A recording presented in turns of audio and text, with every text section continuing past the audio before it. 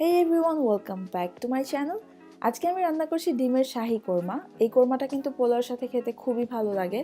আর বাসায় হাতে কাছে কিছু ইনগ্রেডিয়েন্টস থাকলে কিন্তু খুব ঝটপট এই মজার কোরমাটা রান্না করে নেওয়া যায়। আমি আশা করছি আজকের ভিডিওটি আপনাদের কাছে ভালো লাগবে। কোরমা রান্নার জন্য আমি প্রথমে 8টা মিডিয়াম সাইজের ডিমকে সিদ্ধ করে তারপর ছিলে নিয়েছি।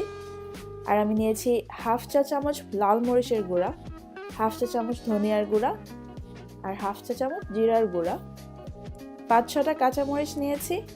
আর গরম মশলার জন্য আমি নিয়েছি 3টা লং, 3টা এলাচ, একটা দারচিনির বড় টুকরা নিয়েছি আর নিয়েছি 2টো তেজপাতা। আমি এখানে 3 টেবিল চামচের মতো টক দই নিয়েছি, 2টো পেঁয়াজ ছিলে নিয়েছি আর 1 টেবিল চামচের মতো নিয়েছি আদা রসুন বাটা। আদা রসুন দুটোকে একসাথে আমি ব্লেন্ড করে নিয়েছিলাম। আর নিয়েছি হাফ কাপ দুধ, 10টা কাজু বাদাম নিয়েছি, কিছু বেরেস্তা নিয়েছি, চিনি নিয়েছি 1 চা চামচ, কেওড়া জল আমি ইউজ করব 1 চা চামচ আর ঘি ইউজ করব 2 টেবিল চামচ, তেলটা পরিমাণ মতো, লবণ নিয়েছি পরিমাণ মতো। প্রথমে আমি ডিমগুলোকে এভাবে একটা নাইফ দিয়ে একটু কেটে নিচ্ছি এভাবে, এতে করে পরে মশলাগুলো খুব সুন্দরভাবে ডিমের ভিতর ঢুকে যাবে। এখন সামান্য লবণ দিয়ে ডিমগুলোকে মাখিয়ে নিয়েছি। চুলায় প্যান বসে আমি 2 টেবিল চামচের মতো তেল দিয়ে দিয়েছি। এখন ডিমগুলোকে আমি অল্প আঁচে খুব হালকা করে ভেজে নেব। 2 থেকে 3 মিনিট ভাজলেই চলবে। ডিম ভেজে আমি তুলে নিয়েছি। এখন একই প্যানে আমি 2 টেবিল চামচের মতো ঘি অ্যাড করে দিচ্ছি, যে তেলটা ছিল সেই তেলের সাথেই। এরপর গরম মশলাগুলো দিয়ে দিয়েছি। এখন গরম মশলাগুলো সামান্য নেড়ে এর মধ্যে আমি পেঁয়াজ কুচি দিয়ে দিচ্ছি। আমি যে 2টো পেঁয়াজ নিয়েছিলাম তার মধ্যে একটা পেঁয়াজ কুচি করেছিলাম আর একটা ব্লেন্ড করেছিলাম। এখন আমি পেঁয়াজ কুচিটা দিয়ে দিয়েছি।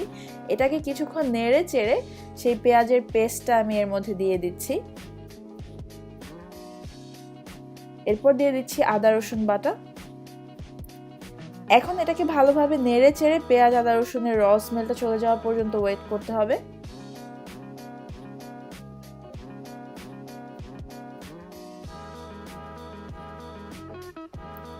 প্রায় 2-3 মিনিট নাড়ার পর আমি এর মধ্যে সামান্য পানি দিয়ে দিয়েছি, কারণ এর মধ্যে এখন আমি গুঁড়া মশলাগুলো অ্যাড করছি। আমি মরিচ, জিরা, ধনিয়া আর লবণটা দিয়েছি। এখন আমি মশলাগুলোকে ভালোভাবে নেড়ে খুব সুন্দরভাবে কষিয়ে নেব, যতক্ষণ না পর্যন্ত মশলা থেকে তেলটা সেপারেট হয়ে যায়।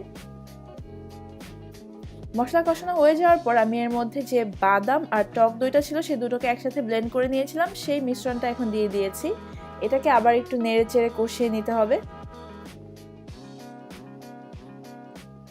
কিছুক্ষণ কষিয়ে নেওয়ার পর আমি এর মধ্যে এখন ডিমগুলো দিয়ে দিয়েছি। ডিমগুলোকে খুব ভালোভাবে নেড়ে চেড়ে আবার মশলার সাথে মিশিয়ে ডিমগুলোকে আমি আরও কিছুক্ষণের জন্য কষিয়ে নেব, 3-4 মিনিটের জন্য।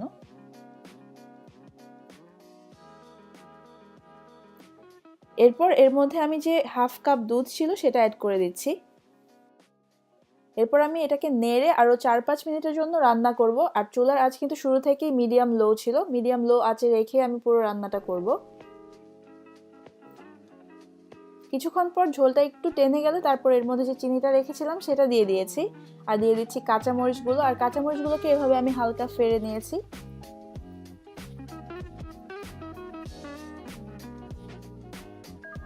এরপর আরেকবার নেড়ে তারপর এর মধ্যে বেরেস্তা দিয়ে দিয়েছি। বেরেস্তাটা দেওয়ার পর আরও 2 মিনিটের জন্য আমি এটাকে চুলায় রেখে রান্না করব।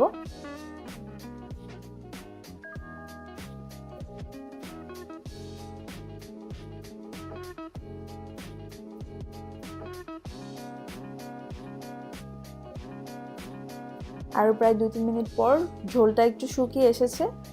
এখন আমি এর মধ্যে যে 1 চা চামচ কেওড়া জল রেখেছিলাম সেটা দিয়ে দিলাম। এরপর আমি চুলাটা বন্ধ করে দিলাম। আমার রান্না হয়ে গেছে। আমি বাটিতে নিয়ে ডিমগুলোকে সার্ভ করেছি। আশা করছি আজকের ভিডিওটি আপনাদের কাছে ভালো লেগেছে। ভালো লেগে থাকলে আমার ভিডিও লাইক এবং শেয়ার করবেন। আর প্লিজ আমার চ্যানেল সাবস্ক্রাইব করবেন আমার নতুন ভিডিওগুলো দেখার জন্য।